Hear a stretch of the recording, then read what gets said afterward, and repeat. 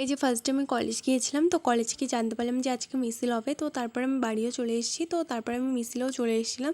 তো দেখো এই যে যাচ্ছিলাম, তো এই যে এতদিন তোমাদের ভিডিও দিইনি কেন জানো, একটু ভালো লাগছে না, কাজে মন বসাতেই পারছিলাম না।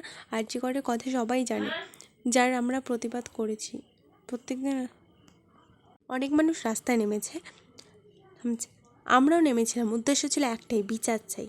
এই প্রতিবাদের বিচার যেন খুব তাড়াতাড়ি হয়, দোষী যেন খুব তাড়াতাড়ি শাস্তি পায়। কী দোষ ছিল মেয়েটি যাকে এভাবে মারা হলো? কী দোষ ছিল তার বাবা মার, যার মেয়েকে দেখার জন্য এতক্ষণ ওয়েট করতে হলো বা প্রশাসনের হাতে পায়ে ধরতে হলো? আমরা চাই এর বিচার হোক খুব তাড়াতাড়ি।